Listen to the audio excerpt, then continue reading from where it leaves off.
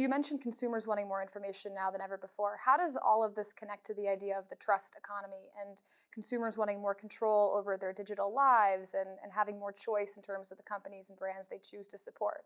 What are the connections that you're seeing there? Well, trust of large corporations is still very low. We see that in our own work, and we see that in others, the work of others. I think we're in a process of rebuilding of that trust. Not just consumers, but the public at large. I think companies are aware of the need to invest in their social license to do business. I think companies will want to know that the information that is being used by consumers to make decisions is good information. So I think there's going to be a lot of focus on the quality of data, the meaning of information, where is it coming from, who is paying the people who are providing the information, are there any conflicts there? It's like anything. It's sort of like to build trust, you really got to, you've got to have that sense of openness, transparency. Obviously, that's a hallmark of what we do and our own research. But I think it starts with that. We also, I think, will see much more dialogue between companies and their stakeholders on different issues, issues which are perhaps, complicated, unclear what the path forward is, perhaps make people feel a bit uneasy, but difficult conversations that need to be had. Yeah. What role does investment play? It plays a very important role. So we launch a series of just indexes, and our flagship index we licensed to Goldman Sachs Asset Management, who launched an exchange-traded fund, as you say, an ETF, on the New York Stock Exchange last June. And we want to build more funds. And the reason why that's important is that influencing how capital flows, and certainly influencing the way investors think about the themes that we cover, is really important for companies to understand. We found that the more investors use our data, use our rankings, invest in just funds, the more companies, were interested in that and wanted to really understand how, their investor relations, their corporate leadership, the C-suite, their boards, connected the dots between their performance on social and environmental issues and their financial performance. And I think, we've done a lot of work on that.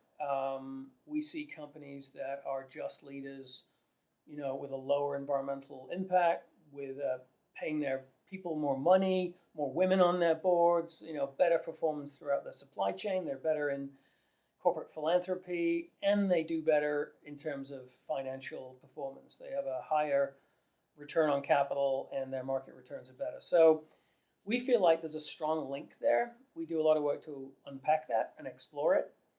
And I think the more we can talk about these themes in financial terms and understand the investment implications, and the more we can take that message to Wall Street, the more important it is for companies, because they then will be sort of given cover, if you will, that they will be able to be much more proactive and, become leaders on all the things that we've talked about, and have that be reflected financially as well. And I think that's a very important connection to make. So talking about difficult conversations, let's talk about the environment for a second.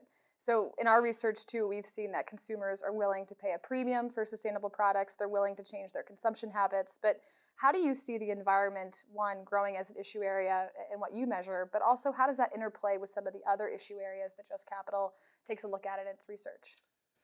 So we have 7 major themes of corporate justice, and environment is one of them. But it's not the most important one. It's typically polled in the mid to lower third. And I think a couple of things about that. The environment is no doubt important, and it's more important in some industries than others. I think consumers are very motivated by aspects of environmental impact and a company's environmental footprint. We see it in health, for example. We know people really want to drink clean water. They want to breathe clean air. They're worried about their kids' asthma. And so environmental impacts that affect health and the health of communities, I think, are very important, not just in this country, but through supply chains as well. So I think the environment absolutely matters.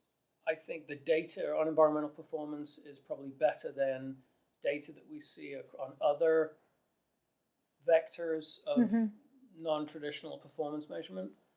And I think we'll continue to see corporate leadership on that. But again, I think it needs to be seen in the context of the range of issues which define a company's social impact today. That makes sense. Let's end with a look at what's ahead. What kind of predictions can you make about what JUST will mean for the rest of 2019 and into the next decade even? Well, certainly I think the wave of data and disclosure and transparency is only going to pick up steam. I think we're going to be able to see companies really digging deep to ask, well, what kind of information should we be reporting and to whom, to which stakeholders. So I think one of the trends we'll see certainly over the next decade is going to be, a lot more information about companies' performance. The truth is most people feel cut adrift and don't feel as though big companies in the markets are really working for them. So I think that is something that needs to change. We need to try and figure out what sort of marketplace we want in America. What is the role of the corporation in that milieu? Are companies really social organizing forces, or are they just economic engines for growing profitability? So I think we'll see some of those questions answered, and I don't want to hazard a guess as to what the response will be, but I certainly feel as though we'll know a lot more about corporate leadership across a whole range of things, which 10 years ago you'd never even thought of companies, being too concerned about. Yeah, more change ahead. Well, thank you, Martin, for taking the time to share Just Capital with us today. Thank you. It's been my pleasure.